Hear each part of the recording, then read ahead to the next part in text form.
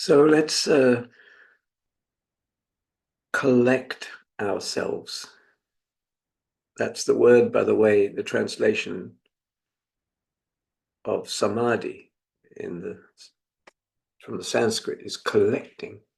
Just collect ourselves, collect our consciousness. And it does have that feeling right there of coming back home.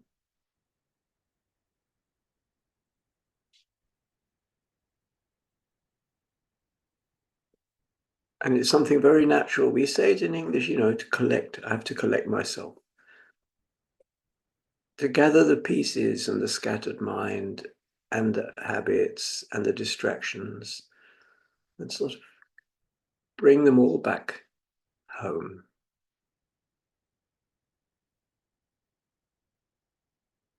So we can close our eyes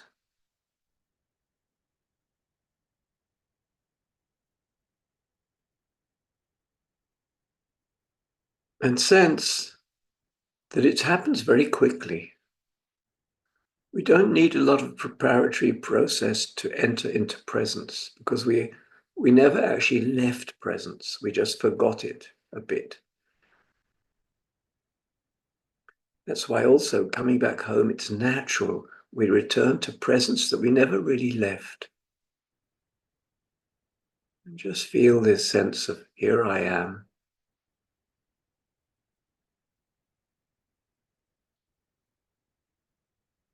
Joining this life. Turn to what is really happening right now.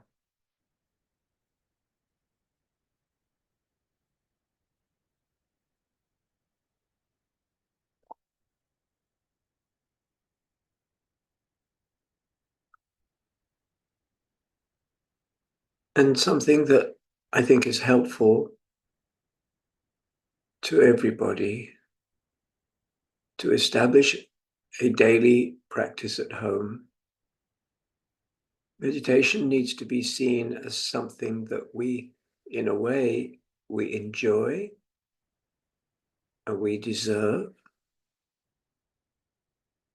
And it's like a pit stop in the middle of the running life. And we enjoy it because it's not a mission like going to the gym. It's like resting, but with awareness.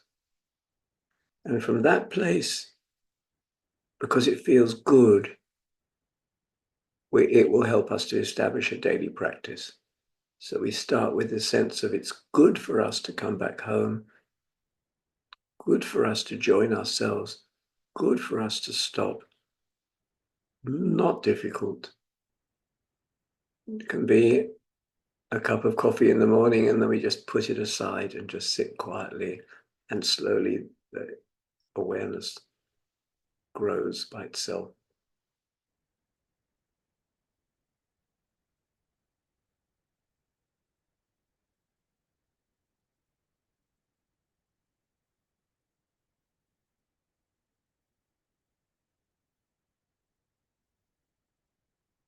I'm aware that many of you will have all kinds of experience and history with meditation and directions,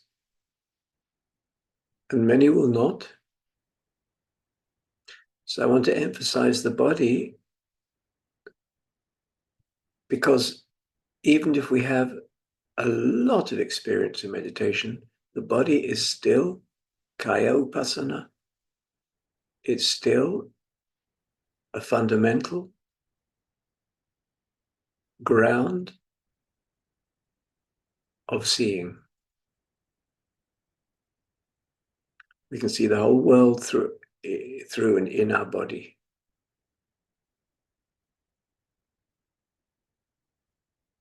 The Buddha said we can experience liberation through this 2-meter long body.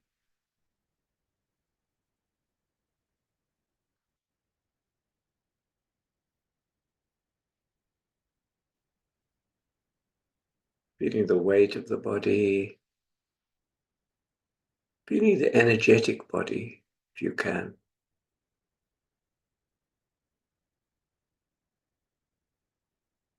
subtle flow of sensations, energies, changes, like tiny waves moving through the body of aliveness, prana, chi, can experience it.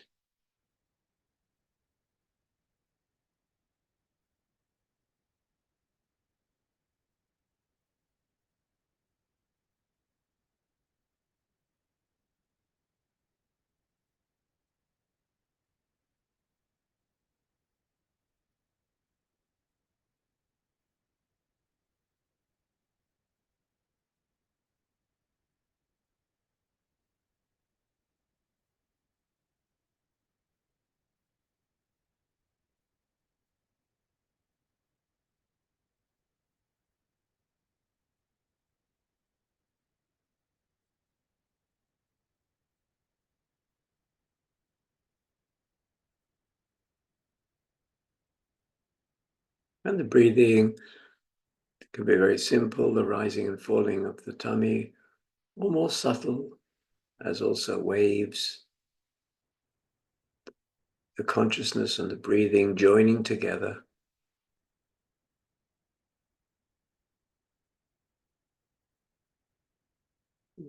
Through the body.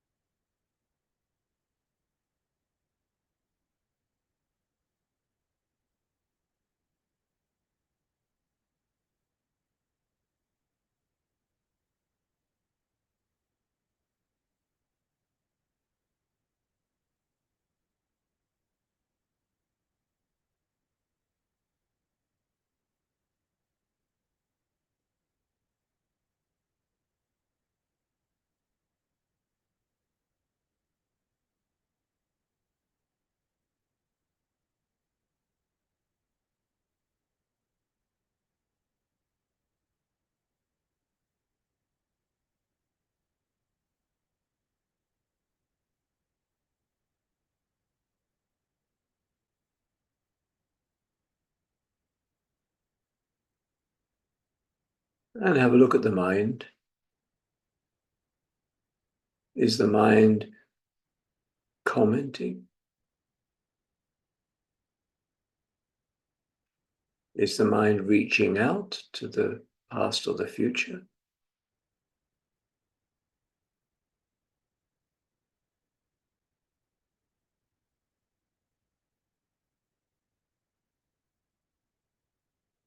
Can we see the mind a bit like the waves of energy in the body, as waves of energy in the mind?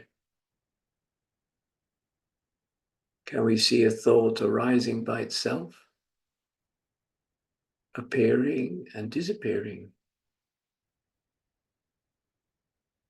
It's the children of our awareness.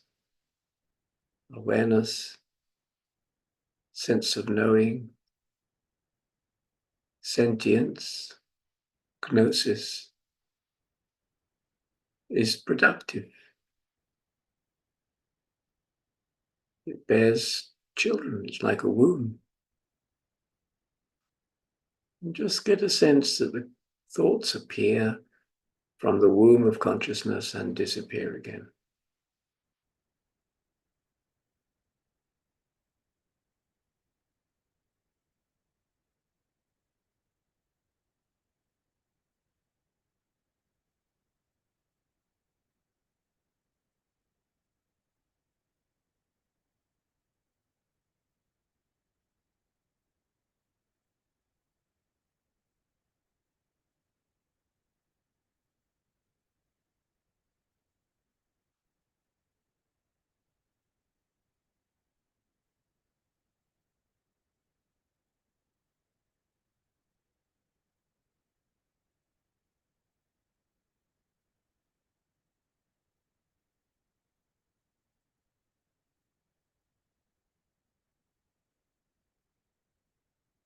What helps us to step back a little bit from thought in order to witness thought is kind of the question, the curiosity. What is going on now in the mind? And as long as we know that there is thinking, we are still in mindfulness. We lose mindfulness only when thought utterly takes over and we don't know what's going on at all. We don't even know we're thinking. But we can still come back at any moment, even from a journey to somewhere else totally. But right now, give a sense we step out of consciousness, of thought, and we're watching the show, watching the theater of forms appearing in the mind and disappearing.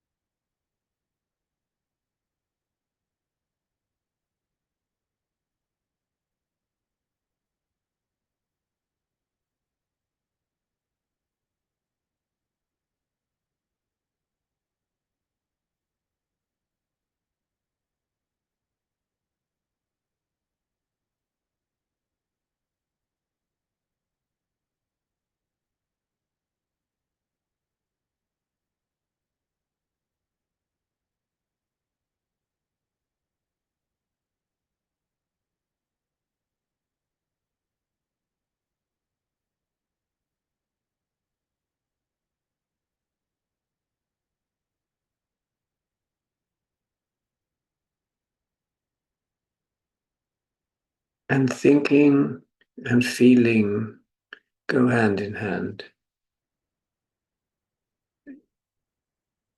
Chitta, in the Pali language, which is mind, heart, and soul, all in one word. So check out a little bit if there's feelings. Is our heart expressing? Is our heart driving the mind?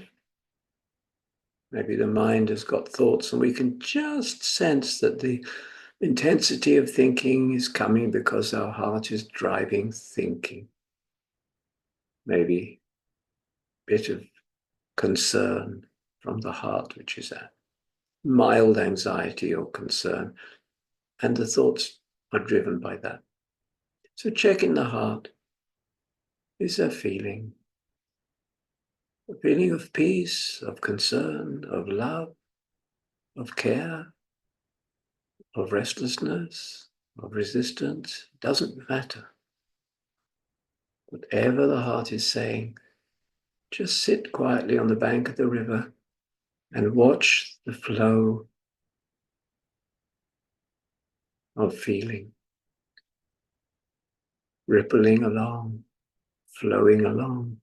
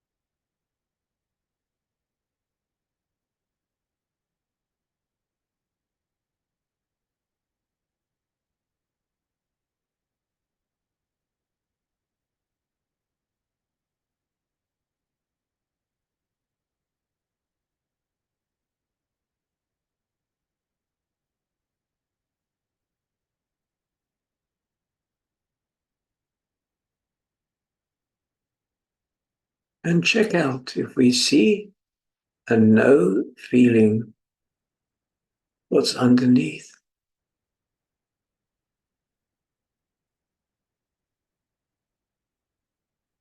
What's it saying? What's the feelings underneath, under?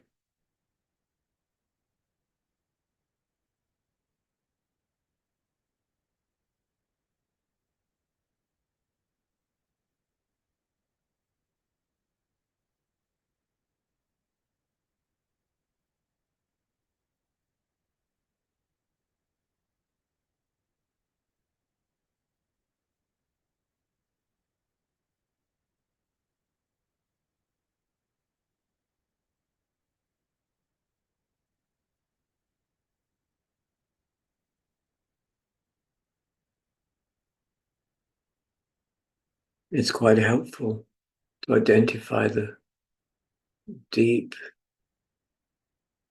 sources of heart mind. Even something very simple like what do I need to do tomorrow? If we look carefully, we'll see a little bit of concern or fear under. But if we don't have that thought, we might not be able to do what we need to do. But check it out without blame, criticism, judgment, nothing. Just curiosity and compassion.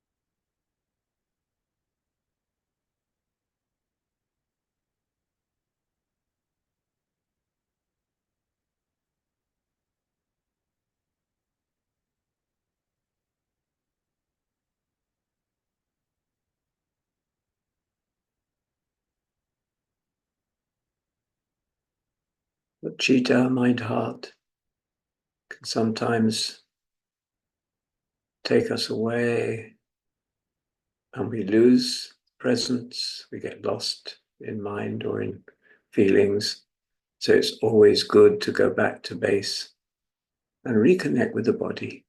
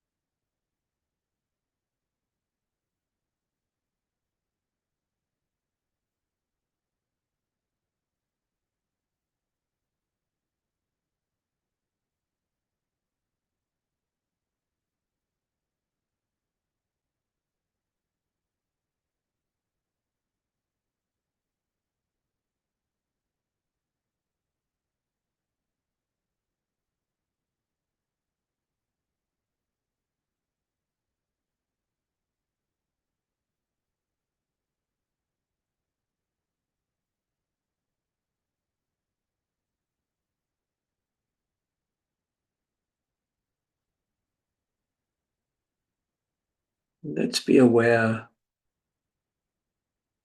of how equanimity works. If something is disturbing us right now, maybe a disturbing thought or a feeling or something in the body that that wants to be heard and maybe is calling us, just get a sense that our awareness is big enough and open enough to receive, to allow,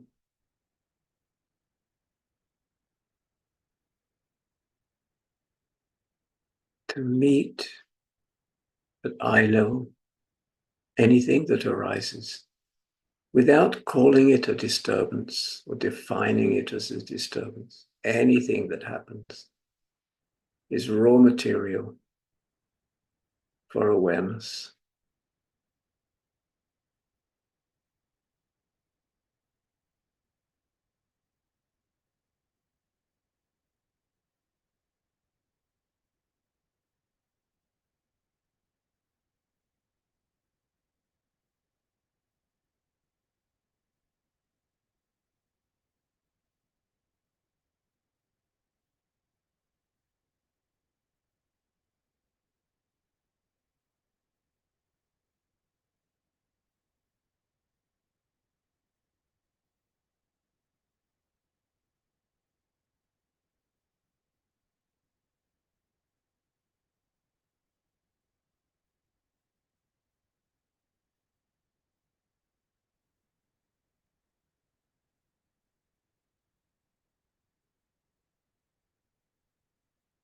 And we can even say to ourselves, if we feel right with it, may I not be disturbed by the coming and going of events or experiences.